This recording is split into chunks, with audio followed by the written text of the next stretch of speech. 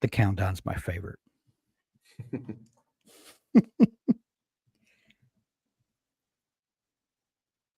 Welcome in, everybody, to hashtag Indie Summer Week 2. This week, we are talking about cover design, and joining Abby and me today is Jeff Brown.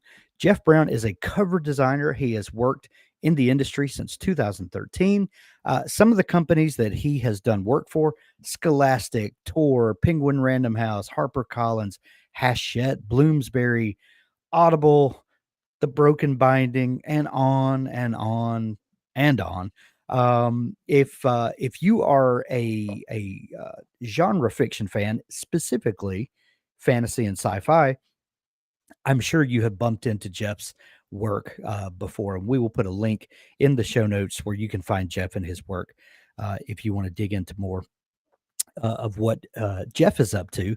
But we're going to have a discussion today about cover design and how to talk to a cover designer, if you how to get your vision across and make sure that the cover designer understands your vision, and how the cover designer can help expand. Sometimes we think we know what will make our book sell, and sometimes it takes someone that is better equipped at this side of the business to help us understand our own product. Anyway, welcome to the show, Jeff. It's so nice to meet you and to have you with us. Yeah, thanks so much for having me. Happy to talk about it. Absolutely. Abby, before we get into it with Jeff, we each are publishing an indie book this summer. And mine is the book that I wrote last fall called Crossroad Blues. And you have is it a chapter book that is your project? Middle grade fantasy. Okay. I call it farm folklore, but it's called A Little Trouble Goes a Long Way. It's like Mary Norton's The Borrowers, classic children's story about the little people that live in the walls. Right. Meets Charlotte's Web, meets the Dukes of Hazzard. So that's sort of how I describe it. So my favorite. That is, yeah. And is this the book that has some kind of tongue-in-cheek references that people that are as old as we are may get some of the Dukes of Hazzard jokes? As a matter of fact, every character in the story has a Dukes of Hazzard equivalent to it. And the antagonist is the farm pig. His name is Bigelow, but he is definitely the boss hog of the barnyard. So yes, I'll say yes. Love it. And this week you have actually met a cover designer and you're going through that process. Is that right? Yes, I have. I hired an illustrator this week to design my cover. Hank did tell me to hold off until I spoke to Jeff today, but in true Abby form, I just jumped out of the plane without a parachute, and I'm just building it on the way down. So I'm really hoping Jeff doesn't say anything today that makes me think, oh man, maybe I should have told him this first. So well, set me straight, Jeff. Set me straight. Yeah. So, but before we jump into specifics, Jeff, how did you get started in doing book covers? And I have two kids who graduated from graphic design school. One just graduated a month ago, and one graduated about 4 years ago. And she is a freelance artist who does all kind of folk art kind of things. And I've tried to get both of them interested in book covers and doing book cover design. And I don't know, I'm still working on them.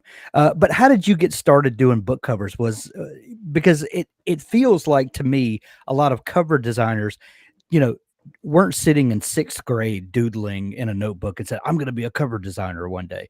How did you come to this, and how did you realize that there was a market for this?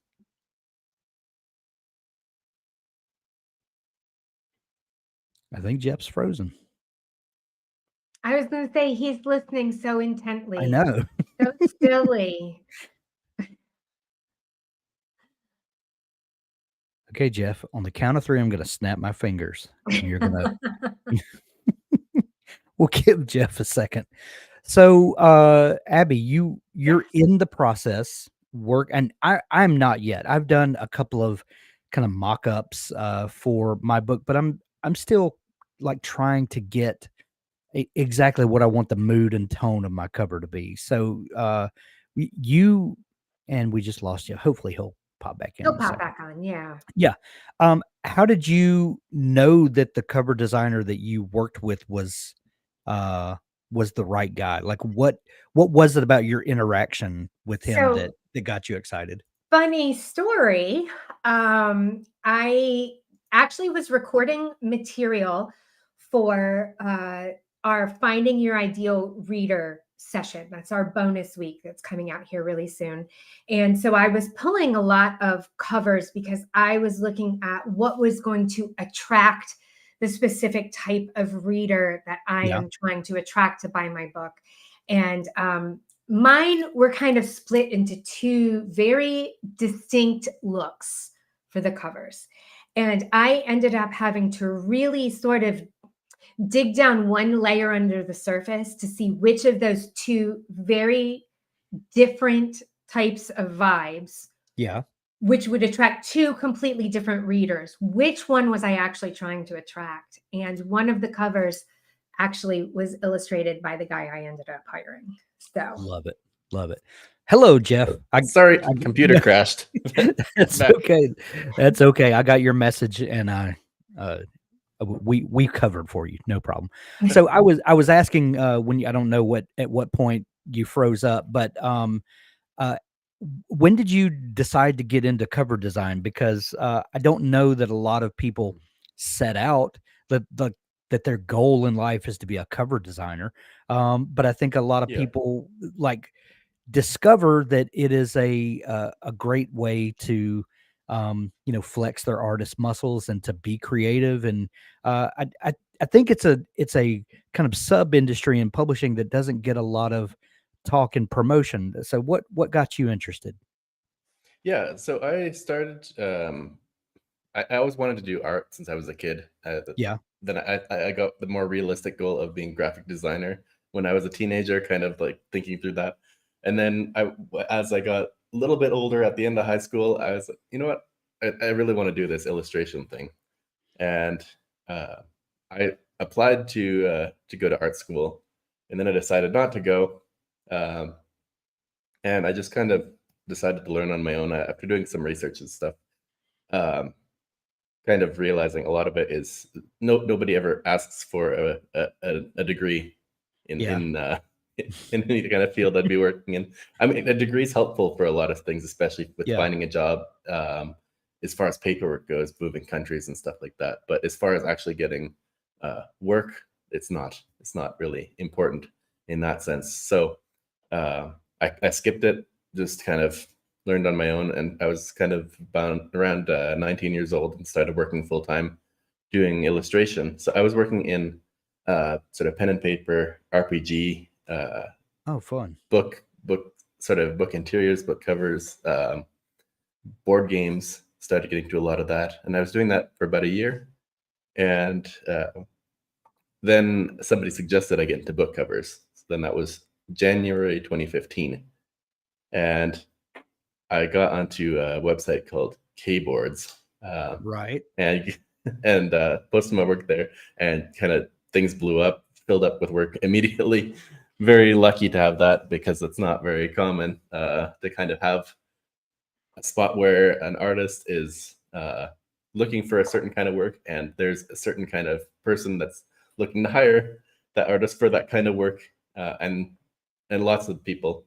That's sort of when indie books publishing on Amazon just started to become a thing, Right. started blowing up. So that worked out really well for me, and I've kind of been doing book covers as my main thing ever since then. Love that. I remember keyboards specifically in that time frame, and Yeah. indie publishing was coming into its own, and this was right after the time, probably the 5 years before that, 2010 or Mm. so. The Kindle revolution happened. People were putting books up, that they wrote in a weekend, did a cover in Microsoft Word, and selling 1 million copies. It was crazy, crazy times. But pretty quickly those those things started filtering out. People that, and this happens all the time in publishing, that a new thing happens, people rush in to game the system, they make a few bucks, and then they're out. Yeah. And you see wave after wave of this that's happened. But when you first started kind of connecting with the indie author community, what was, well, first off, when you first started doing book covers, and doing it, kind of on spec, for people, what was the biggest challenge in connecting with authors to get their vision across? Because specific illustration, I have published books before, and I thought I wanted one thing, but then when I started working with a cover designer, and they really expanded what I thought about my book, and took me to places that I never would have thought of.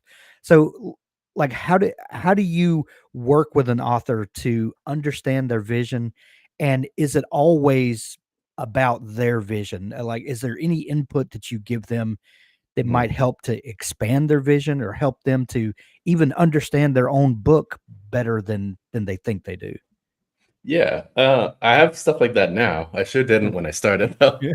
Um, at the start, it was fairly frustrating because I didn't have experience working with a lot of clients still at that point. I mean, Yeah. and for the most part, it's this kind of meme almost as a professional art community of being like the pixel pusher, or Yeah. there's a few somewhat derogatory terms to just somebody that just does the work and just sits there like, okay, I'll do whatever you say for the client. This is a stupid idea, but I'll do it anyways. And I think getting past that was a learning curve for me, Yeah. but it's made things a lot better to start arguing with my clients mainly. But it turns out I actually do video calls with most of my clients at the start of the project, Yeah. especially for indie. Publishers don't tend to like to do that. I've tried a few times, and they're like, "What? What is that? I've never done a video call." But it's all emails, and emails and briefs and everything, which is Yeah. also fine. I'm more than happy doing that. And some clients are just not comfortable doing the call, so it's totally okay. But uh, I I started doing that because I'm able to kind of explain why I think a certain thing without coming off as kind of rude, like you might Yeah. on an email. And basically, I mean, when I get on a call with an author, it's like we're a team. Both of us want the same thing. We want the Right. coolest piece of art, coolest book cover to represent your book. So let's get to that together, rather than kind of me fighting for my point and them fighting for their point. So I will go through kind of this checklist of first, I just want to hear about the book and get a good sense of it overall. Then I will get into a few points that I like to go through to kind of make sure that we can get the best possible thing for that specific book. So I'd like to say, first of all, let's not be at the perspective of the author. Let's not come from your perspective, because that's not who the cover is for. The cover is for a reader, and not even a reader, a potential reader. So Right. somebody scrolling through Amazon and looking for a book that catches their attention. And so first of all, they need to glance at it. Second of all, they need to completely understand the genre, not the whole sense of the book, but in general, they should not be confused. Is this post-apocalyptic? Is this epic fantasy? Is this romance? Is this? They should have a clear sense of what the genre is, and the subgenre if possible. Also, the tone of the book, very important. I Mhm. think people don't understand that. There's a big difference in epic fantasy that's like this kind of happy adventure kind of style Right. versus this grimdark kind of everybody's morally gray and bad things happen to everybody style. It's a Right. very different look to the cover that would represent a book like that. So I feel like the feel of the book is very important. And then making sure it's legible in terms of viewable in terms of a thumbnail, and it works very clearly. from that tiny size, you get that sense of it. And then the not most important, but very important part is it's just like kind of that hell yeah, that's awesome. Yeah. And that differs per genre. So that's awesome is very different. Again, that's a very different choice of what you have on the cover for romance versus epic fantasy versus sci-fi versus post-apocalyptic versus literary. It's all very, very different focal points or whatever you have on the cover. But getting to that sense of I think why would a reader pick up that book? What's the point of the book? And getting that across in kind of an awesome way. I think that's what, if your thumbnail can do that, that's kind of the book where people will just skip to immediately buying it, which is what I try to do whenever possible. So a lot of times it's also there's little things like you don't want to have too many focal points. You don't want to have it too complex because it won't read on the thumbnail, or maybe lots of times authors will come to me and ask me to illustrate a certain scene from the book, but it's not representative of the book as a whole or the genre, so that won't match. So it's matching those 4 points in that checklist to make sure that it fits the book. And so once I go through that, a lot of times either it's like, yep, that works great, let's sketch it out, or it's like, oh, my idea is not going to work. Let's see what else we can do. So that's kind of where I start. We've got some questions coming in from the audience, and we're going to get to those questions in just a minute. But one thing I want to ask you about before we get into that, Jeff, is you talked about working for traditional publishers versus indie publishers, and this is not about bashing one or the other. We're pro traditional publishing and pro indie publishing. We believe that this is the best time for authors right now because the power is back with the author to make the decision that is best for him or her. But there are ways that traditional publishing and indie publishing differ. One of those specifically is, and I know that Amazon is a big player in both worlds, so I'm not discounting that. But with traditional publishing, one of their big ways of selling books is directly to bookstores. So if you're going to buy a traditional fantasy book, for instance, you're going to walk into a Barnes and Noble, Books A Million, whatever, and you can browse the shelf, and a lot like the shelves you have behind your head there, Jeff. The spine is going to be a big selling point because a lot of books are spine out. But you can pick up that book and you can flip it around. You can read the jacket copy, and once you pick the book up, you kind of have more time with it. You can absorb it all. Most indie books are going to be sold on Amazon, on is the Nook store still a thing? Kobo, whatever. And your thumbnail is the big thing. You're scrolling and you've got a thumbnail about this big that really has to encapsulate what you're trying to get. And then hopefully they stop scrolling, they click it, and then you can dig into more information. So I said all that to say, if it's an indie project or a traditional published project, do you approach those differently? And do you position the type of art, the packaging that you're thinking of, are they going to differ if it's a traditional publisher or an indie publisher? Do you understand what I'm asking? Yeah. Not a ton, actually. I think it's a good, I don't know what the word is. I guess principle of art in general, of making things sort of thumbnail worthy. Even when I was sort of studying just online tutorials and talking with concept artists, and that's where I learned a lot of the stuff was through kind of video game concept artists. And they always talk about making sure the thumbnail is readable. If you can sketch it out and it's readable from that size, it's going to work at any size.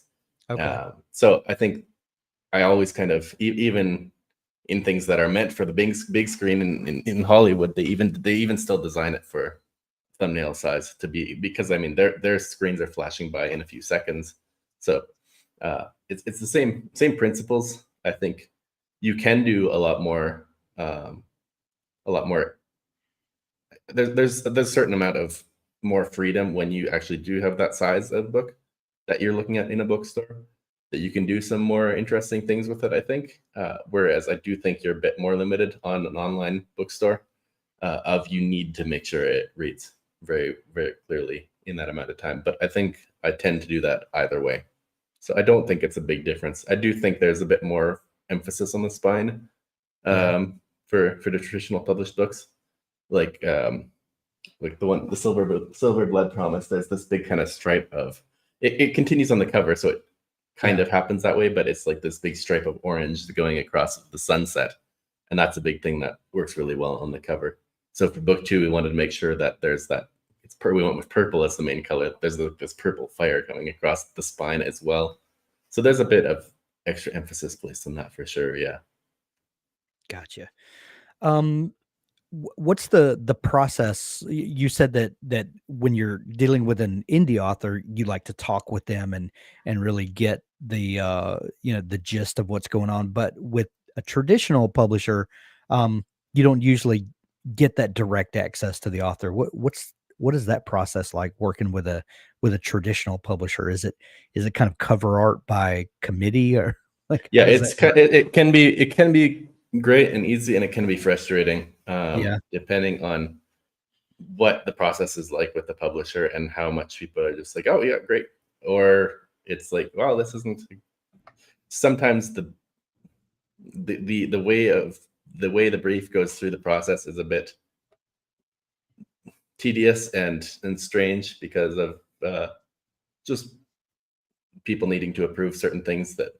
And sometimes I think some of the issues just sometimes and same issue with indie, to be honest, it's that people are approving stuff and they don't know what they're supposed what works and what doesn't. So that works both as art directors. Art directors are not typically the issue. It's more of the kind of higher ups in a publishing company that are also approving things, but they don't really know what works for a book cover or what doesn't. It's just kind of their gut feeling. But that can also be the case with an indie author of not knowing what works and what doesn't the same way. I think it's just about learning the industry and learning more about art and learning more about book covers and what works and what doesn't.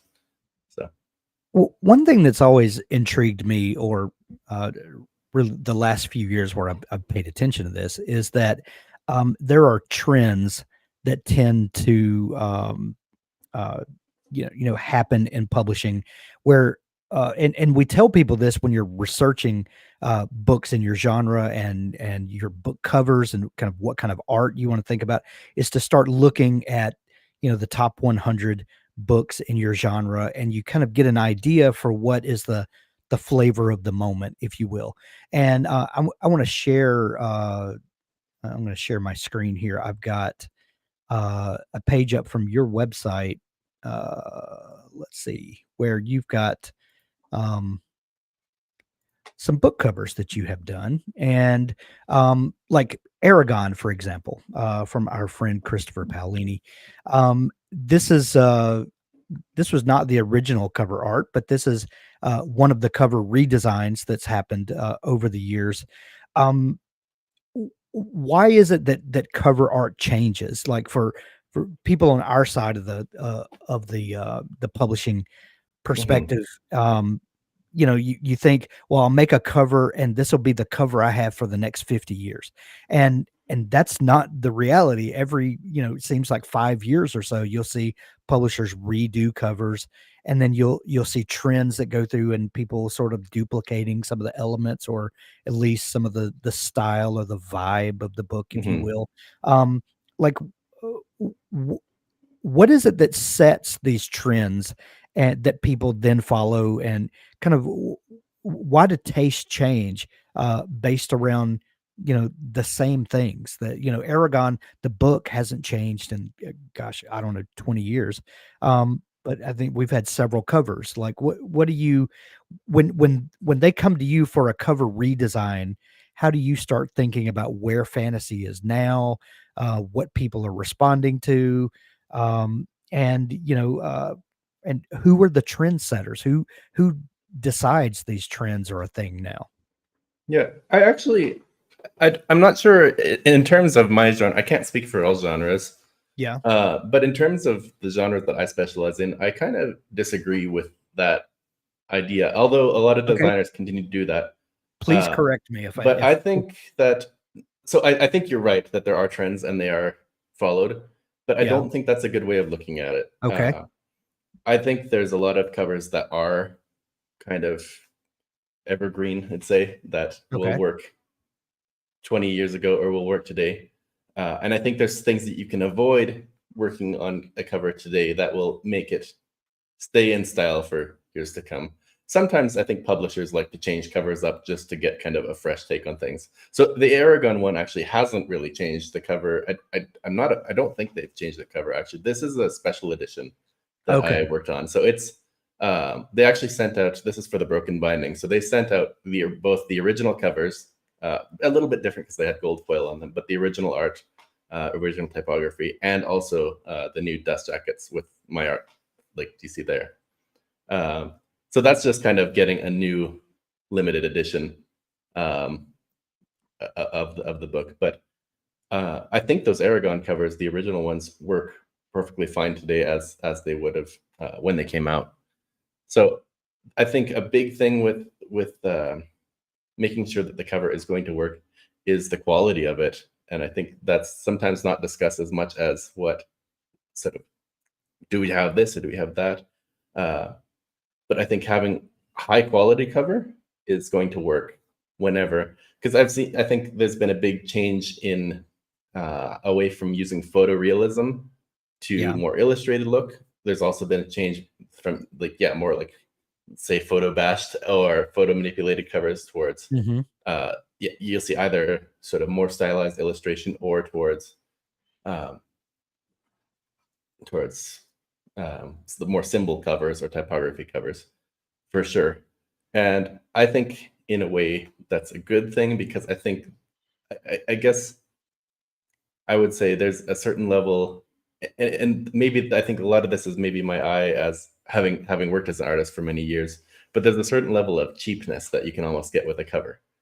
And so if you can avoid that look, I think then the cover will work forever, because there's still artists like Chris McGrath, for example, fantastic artist who goes very, very much more photorealistic, but they're so good and they will work for, I don't see them ever going out of style, let's say, because the quality is so good, even though it's still that photorealistic style that has moved out of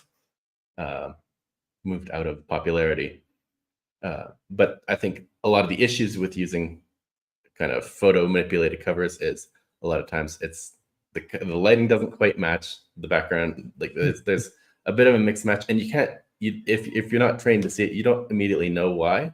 It just doesn't quite look right. The quality just doesn't quite feel there. It's not quite cohesive, or there's something about it where it's just like, I don't know. And so I think moving away from that is a good thing. But I think as long as it's very high quality, it's always going to live up to the standards. I think another thing that's really big is not following kind of trends of using certain fonts.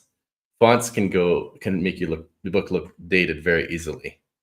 And so if you have a font that looks a font that's kind of popular a certain year, it'll likely go out of style if it's the big thing, if it's too stylized in any way. So fonts that are a bit cleaner, a bit simpler, have some kind of levels of I don't know how you say, frills or something like that. Like that's fine, but when it's too much, it'll become kind of like, a lot of people use that and people are like, oh, okay, that's overused. So there's a few fonts like that. Like the big one that was famously used a ton was Cinzel. And it's a free font as well. So there's like the little frills all over.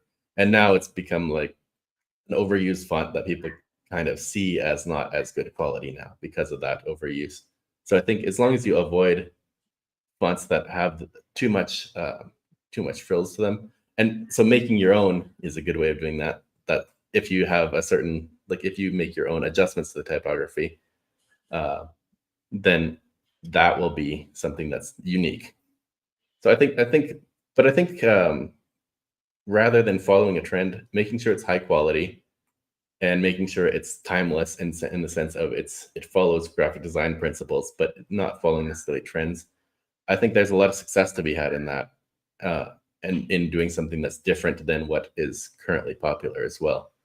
As long as it looks great and catches people's attention, and follows the rest of, I guess, artistic or design principles, I think switching things up is a good thing, to be honest. And I think it does well for a lot of authors. Spoken like a true artist, by the way. Right. We've got a question from B that will pop up. Do you read the book or just have the author tell you about it? Like what's your process in getting to know the book and getting to know the artist and or you know the author and deciding what is the best route for this book? Yeah, so I know a lot of designers that do that. I know a lot that don't. I have sometimes, but for the most part, I just can't kind of fit that much into my schedule. I do about 6 covers a month or so. So there's a lot of it's just Big a lot of commitment. reading time. And I also really like to do audiobooks while I work. So most of the time that's not an option. If they send me an audiobook before I do and I have enough time, I'll often try to do that. But I don't promise to do that. I usually talk through it quite extensively on a call, but no, I don't generally read the books. Yeah. So what do you need to know from the author Mhm. so that you get, you know, you can get down to the root of what the gist of the book is about so that you properly represent the genre and, you know, the what character needs to be represented and like I figure after doing this Mhm. for so many years that you've kind of whittled it down to a system to where you know how to get right to the root of what the issue is with the author. Yeah. So, well, I mean, while doing it on a call, I typically ask for kind of what's the big overview. Let's like go from big to small. What's the big overview of the book? What's the big genre? And then how would you describe the feel of the book? What's the overarching plot like? So there's like, for example, there was this one author I was working with and described the book sort of in the conversation as the character's going from here and trying to escape from this person and runs from this city to this city and there's people pursuing. So the book feels like it's a big chase. Yeah, that's it. Okay. Well, let's illustrate that. That will represent the book of the main character riding. We had the main character riding on a horse towards the camera with people pursuing her. And so that worked representing the book as a whole as well as actually a specific scene, which turned out well. But I think going from big to small, describe, and then a lot of my stuff specifically is lots of landscapes, monsters or creatures like that. Whenever there's something like that, I like to focus on really large scale in castles or dragons or mountains or whatever it is, and get that sense of awe. That I think that's a big part of epic fantasy is the epicness of it. So that's what I like to do a lot. So trying to find, I mean, some of it's just as easy as what's the biggest, most awesome thing you have in your book that we could illustrate that would still represent the book well and the genre and everything. So that is one kind of cheat, I guess I'll use to get there. I think for depending on the style though, for other artists or designers, it's kind of finding the almost the tropes, the like what are the objects that are recurring, what are visuals that will, any kind of visual, I think, even as a list that represents that fits that criteria. If it represents the genre, it represents the book and looks awesome, sending a list of those kind of things is just kind of, that's a fantastic way to get started with a cover designer. Hank, can we put SK's question up? Because it kind of, it kind of goes hand in hand with what you're saying. Are there any go-to concepts you focus on per genre? Like if it's an action book, do you pick an action scene with a monster in the middle? Like romance books always have the couple on the cover. That's kind of touching on, I think, what you're saying. Yeah. So Yeah, I mean, there's definitely go-to things, but I also try to either put a spin on things or do something different that will still, I mean, it requires a lot more thought than just doing something like, let's kind of do what this book did, change up the characters, change up the lighting and everything. And like, I mean, that's the easy way to do it. I like to try to make something new. Um, Maybe that's me just making my life harder for myself, but um, trying to figure out something new is always exciting because it'll give that book something that nobody else has. But I think there's a lot to be said for doing that, and especially working with an artist that you're putting a lot of trust in an artist when you hire them. And I think a lot of artists don't realize how hard it is for an author to come and say, here, hey, here's this bunch of money, and I don't know if this is going to pay off, but uh, make something cool for me. And so there's a lot of you're almost gambling in that it's going to turn out well. So I think a lot of times coming at it from more of a sense of this is kind of what I'm looking for is much safer than kind of giving an artist a lot more freedom, unless it's kind of an artist that has worked continually in the industry and really understands the marketing side of that, because I think that's a bit trickier to find. Most illustrators are not kind of in the industry so much to understand what sells a book and what doesn't, I guess. Most illustrators just kind of gun for hire, doing whatever kind of project comes their way. And sometimes it's book cover, sometimes it's concept art, sometimes it's card illustration, board games, whatever else. So I think with illustration specifically, coming at it a bit more pragmatic of here's kind of what I'm looking for, especially when you come at it with this is something you've done before, I'm looking for something kind of like this, is a great way to start. Okay. So how would you approach an author that is unsure of their genre? So NJ is looking at how do you help them determine an appropriate cover if they don't have those comps or those comparisons to say, like, this is what's selling, I want something similar, I'd like to do it this way. If they don't know, what sort of questions would you ask them? Yeah, well, I think making sure you understand your genre is very important. So I would be working on that with other authors first. I'm happy, like there's a lot of times where I've worked with authors and have helped them get to realize what kind of genre they're working in, and they didn't know that. But that's not advisable for the most part, because a lot of, like I say, a lot of designers or illustrators are not that are not studying the market as often. To me, it's like a fun part of the job to go on Amazon and see what's selling and see what things are working and what aren't. Like, that's fun for me. But for a lot of cover designers, a lot of illustrators, they're doing their job. They're not specifically going out to study market and all that. So since you said that, Jeff, let me ask you this question. I'm sorry to interrupt you, but I had to get this out before I forgot. If when you're dealing with a cover designer, how can an author tell if that designer is really up on what's currently going on in the market? And like, what kind of questions can I ask a cover designer so that I can know if they're as clued in as you are, or if there's someone who's, just going to churn out probably an amazing book cover, but might not have their finger on the pulse, so to speak? Yeah, that's a really hard question. I don't know how to answer that. I don't know if there's any good way of it other than just kind of, I don't know, getting a vibe for the person. I don't think there's, unless you yourself are kind of very well studied on what works well for covers and that kind of thing. And I wouldn't say so much, again, like the pulse of what's currently selling or not. I think, because I do think things will sell. If the cover is really good quality, it'll sell 10 years ago or 10 years from now. But I think more of making sure that the designer understands the genres very clearly, and the subgenres, I would say, very clearly. I mean, I would even going into looking at the books that they've done and then going and reading the blurb and seeing if it fits, because it should fit it should fit the feel of it, should fit like a glove, as far as how dark does it feel, how light does it feel hopeful, and then does it give the sense of that genre?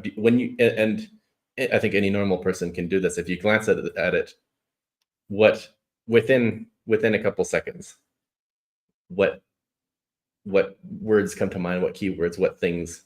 I mean, if it's a werewolf book, let's say, there's clues that you'll get to that right away. Obviously, having a wolf on it would be one, having a moon on it would be another. Sure. But there's a sense that you can get to werewolf fantasy very quickly, werewolf fantasy romance also very quickly. But if you're not getting that right away from the cover, then maybe that wouldn't be somebody who knows that as well, because that should something the subgenre like that should come across very quickly on the cover. So I mean, Gotcha. not a simple answer, but I think looking at the covers they've done and seeing if it matches the blurbs would, I guess, be a good way of doing that.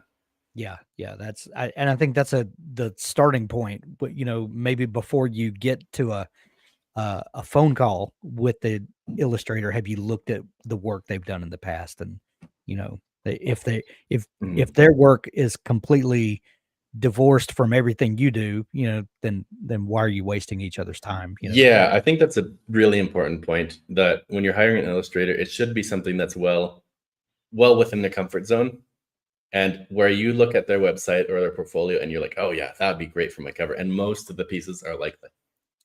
Like you'd be saying, oh yeah, that would be, if I had that for my cover, that'd be great. Just with this and this different, of course, to fit the book. But the overall sense is you get that most of their work would fit the vibe of your book well. If it's a stretch and you're like, oh, I don't know if they can do this, then they probably can, or they could maybe, but you're gambling a lot more. Yeah. SK said, but what does a high quality versus low quality book cover look like? Like what can I look for as someone who's not an artist? I'm the farthest thing from an artist. So how do I know what I'm getting is a high quality book cover? We talked about you mentioned, if the lighting sources don't quite match up and things like that. But, for an author who's just spent the better part of a year writing a book and going through revisions, and, they're spinning all these plates to get this thing ready. And then they're trusting a cover designer to, be their visual representation. Like how do I know if what I'm getting is good or not? Or, I see a comment in there from SK saying, yeah, I think this is almost better than the way I could answer this. Is picking cover artists is like picking a tattoo artist. You want to do some research before you put that tattoo on your body. I mean, there's a sense in which there's people who are like, whatever, I'm just having fun, just going through life. Let's put that on there. But remember, this is not for you. This is for whereas a tattoo is. This is for a lot of other people to find you. But I think I do see a lot of authors not putting quite enough. So there's a sense in which I'm biased in this. This is my job. But at the same time, I do study it a lot, and I do have, I guess, more of a trained eye in terms of what is high quality art. But I do see a lot of authors putting in hundreds, thousands of hours into a project, and then slapping on $100 cover and being like, it's like, this is what you're picking to represent your hundreds of hours. And what does that say about? I think there's more to that than you might realize when you I think it's hard to be, when it's your own project, it's hard to be objective about it. But when I think there's a lot of things that people can tell when it's something that's cheaper or more expensive a lot of times. So money, just how much money you spend on it, doesn't guarantee it's going to be good. Sure. But I think it is an indicator a lot of times. An artist who definitely knows what they're doing is going to be more booked up and it's going to be more expensive. The same graphic designer who has done this 1,000 times and has lots of best-selling books, has those authors coming back to them, are going to be booked up and they're going to be more expensive. And so finding somebody cheaper, I just think, obviously there's budgets and everything, but consider how much how important the cover is as the representation, and even a subliminal kind of, when people see that's the image they represent to your work, and when they're reading it, that's the image they have in mind. So it is, I think, a lot of people downplay the importance of it. Well, at the same time, sort of almost like pixel pushing an artist into, this has to be perfect, but at the same time, not sometimes putting enough budget into it, considering how important it is. And I think even more as time goes on, it's more and more important because there's more and more competition.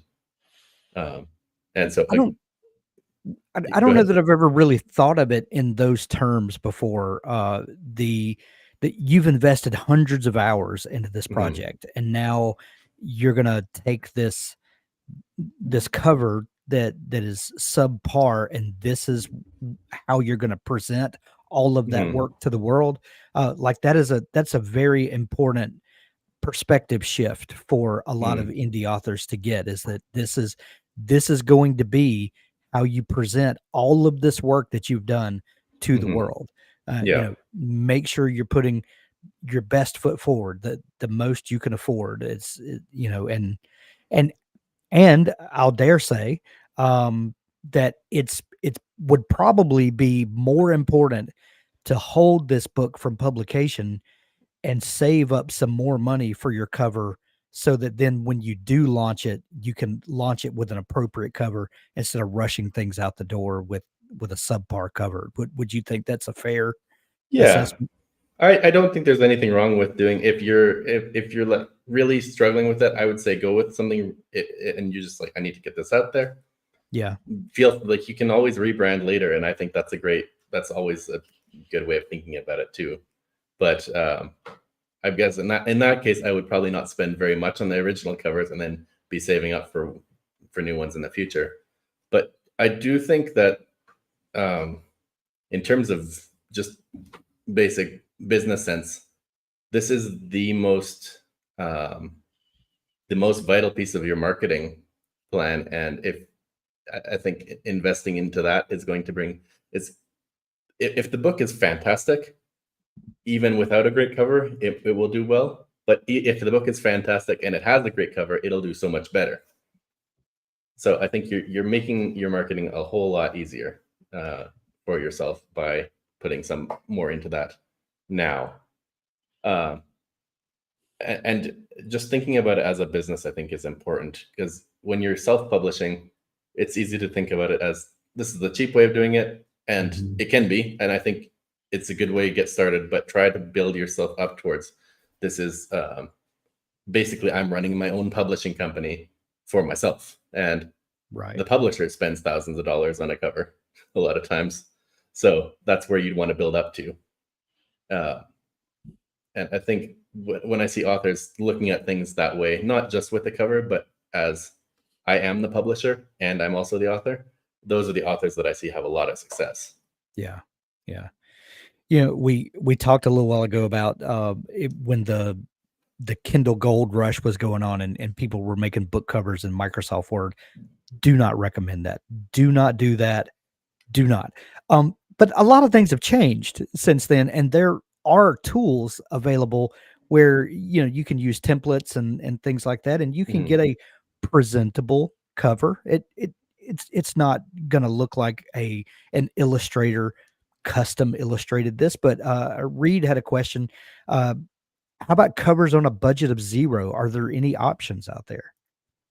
Yeah, so I think if you're going for something that's either cheap or you're making it yourself, keep it really simple.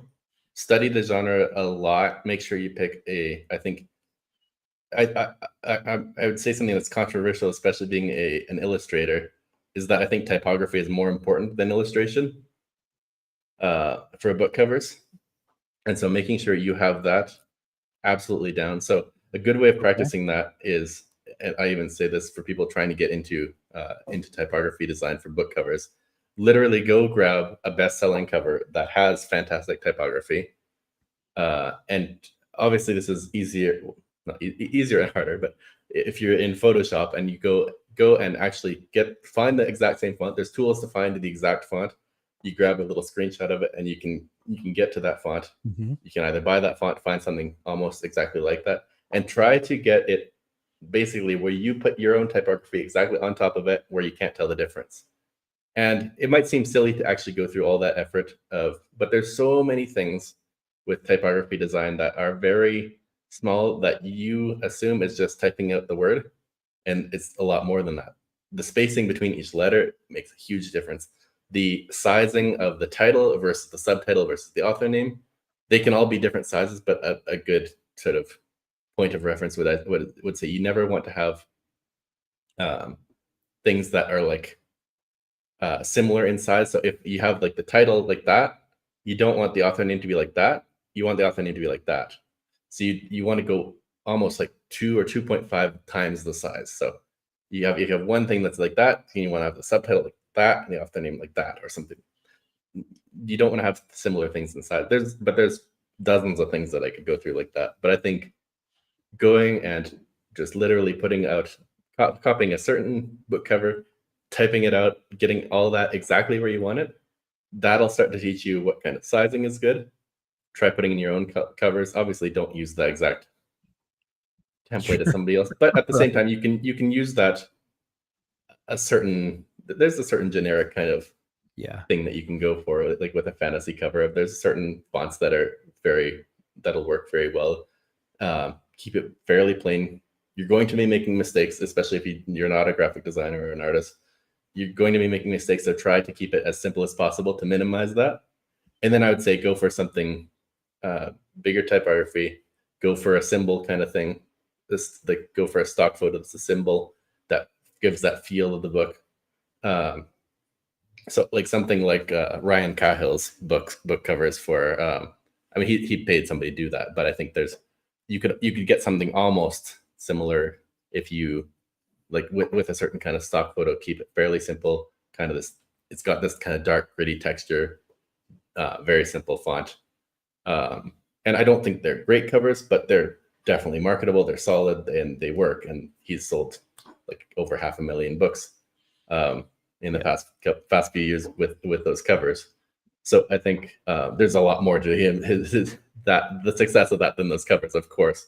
But that's just an example of those are simple covers that would be on the cheaper end, that are going to work well. Don't go with something very complicated if you're looking to do it cheaply. Gotcha.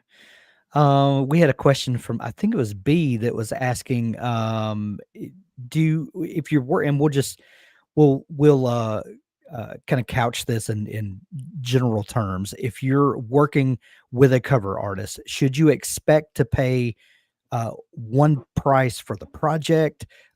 Do cover designers charge by how much time they invest in it? Like how should they expect for this to be priced? And what can people expect when working with a illustrator or cover designer? Yeah, it's flat rate. It's not by hour or anything like that. Okay. I mean, for concept artists, they usually charge by day, for example. But no, for illustration, it's always sort of flat rate. And they should be able to give you a price if it's not already on their website. Gotcha. One fun story that I love about the publishing industry and cover art specifically, Jim Butcher talks about the covers for the Dresden Files and how Harry Dresden in book 1, Stormfront, the cover designer made Harry have a hat. Yeah. And nowhere in the books does Harry Dresden ever wear a hat. And it's kind of become a meme at this point that, we're 20 books in and every cover has Harry with this stinking hat. And it's I love those books for them. But he mentioned that in one of the books that he's like, I don't do hats. Yeah, I think that's almost a reference to that. But yeah, I think it's kind of become an inside joke at this point. But what happens if something like that happens, where maybe an illustrator includes something and maybe the author doesn't even pay attention to it, and then it kind of becomes should he just write in a hat somewhere along the way, or like how I do you don't think deal it with makes a big like deal. I do like to have things accurate, but I don't think it's as big of a deal as it. I mean, I think the mentality is the book covers are primarily there for your future readers, in terms of just wanting to make it a business. They're primarily there to bring new readers in. Secondarily, they're there for your current readers to give them a cool, and especially sequels are can be more geared towards readers. But your first book cover, especially first, second, and then once you get to book 11, it's like you can kind of forget about the marketability, do something that your readers will love. Because there's at that point they're the only ones sticking around for it. At that point, is your readers who really love the books. I think the Dresden Files have sold 43 billion copies at this point, and nobody's missed the hat yet. So it's a fun story though. Yeah, it doesn't make a big difference though. I do like there's a certain level where like this one, I was talking with this one author, and they were this other project they were working on with somebody else was about this. The whole point of this book was this kind of skinny, nerdy teenager guy going through this learning magic and whatever else. But the cover artist illustrated this giant, buff, kind of ripped guy with, and it's like that's not the character at all. Like that's definitely important for that to get the sense of that.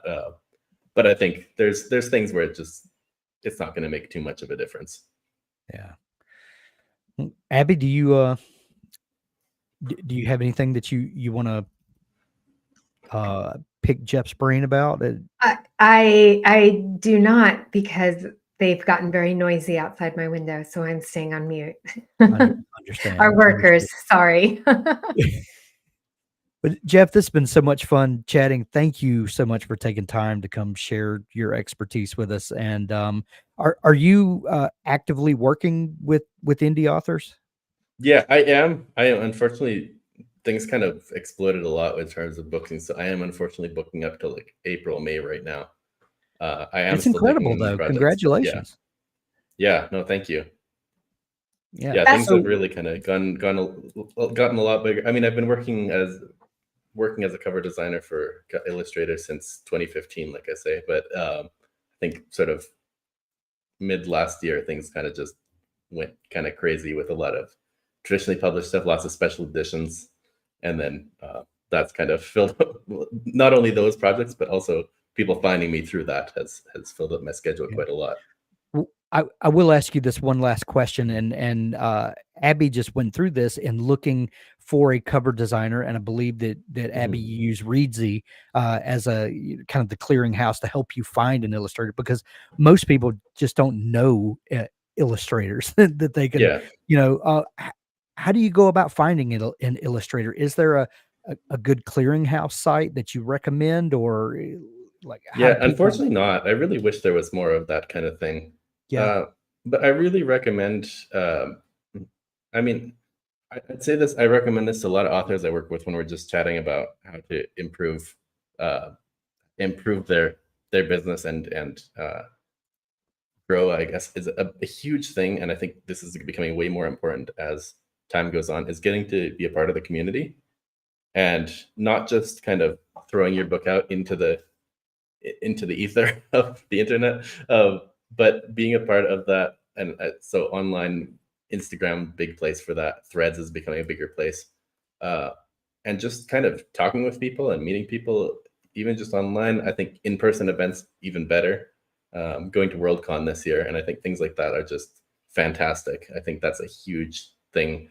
Even if you don't go to any of the panels, just going out and hanging out at the bar with all the authors is a huge thing to do. That'll probably change your life, and just making friends like that. But getting involved in Instagram and Threads, and starting to spend some time on social media, actually meeting people and being social is a big deal. And as AI, and I mean, we've already seen the internet become less personable over the last 15 years or so, compared to where it was when it kind of social media, Facebook started.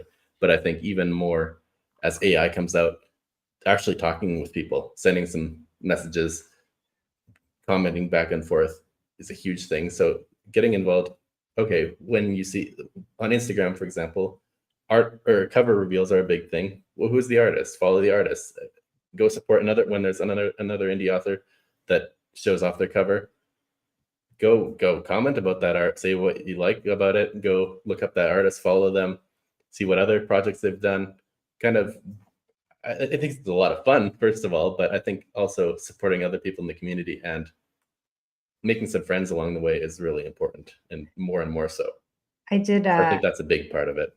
I did try Instagram first before I went to Reedsy, and I reached out. Like, I felt like I was cold calling, like I was a telemarketer. Yeah. Because I would just DM people whose work I really liked, that I had hit that follow button. You know, I'd liked a few things. Some of them, I think my mistake was so my undergrad degree is actually in fine arts. And so I maybe wasn't as smart as you, or you're like, oh, I don't really need a degree for that. I'm like, oh, I'm going to get a degree in that I don't really need.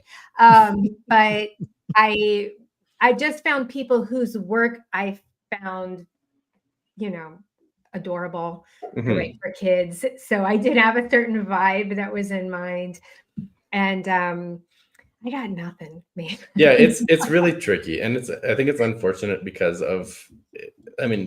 an artist will get lots of comments of like, hey, that looks great. It's like, I don't know, it's hard to kind of go deeper than that. And a lot of people are really kind of scared of interacting further than that too. So also important, by the way, if you're reaching out, I think cold calling someone on Instagram and you're talking to an artist, let me just say, from being on the other side of that coin, make sure to specify that you are willing to pay them for your work, because artists get requests all the time and they think you should want to do something for free for them because it's quote unquote giving you the exposure. That is like one of the pet peeves in the art world, is to think that somebody's going to value your work enough to put it on the cover of your book, but not enough to pay you to do it. So I did make sure in all of my like cold reaches to say, what are your fees for this project, et cetera, et cetera. So I think there's also the side that some people are just not looking for work at the moment. Some people are booked out with other things. But I think another way is just, I think it's really hard to build that kind of, get all the right people in your feed, I guess, to get to know what's going on in the industry and who's doing what and what are the cover reveals. But I think you'll slowly start to recognize some names, just even commenting here and there. And then it's a bit of a process. And I really wish there was a bit more simplicity in it, but I think I don't even know how to say, like, because there's no good way to do it. I think something like Reedsy is fantastic for finding somebody and getting the job done. I think on long term, just kind of spending time, get to know a lot of other authors, get to know a lot of, like, follow what a publisher is doing, even going into credits pages on books and seeing who did the art, going and following them, giving them some supportive comments throughout, and see it. I think almost seeing it less as I need to get something done right now, than I want to kind of be a part of this community and then slowly build those kind of relationships and that kind of thing. It's not like everybody's going to be able to respond or will want to or anything like that, but I think slowly getting involved in that way is really important. Sage advice. Your website, jeffbrowngraphics.com. Everybody go over and visit Jeff's site, get a look at all of his work. And I believe you've got a contact form there as well, if people want to queue up and work with you in the future. Jeff, thank you so much for taking time.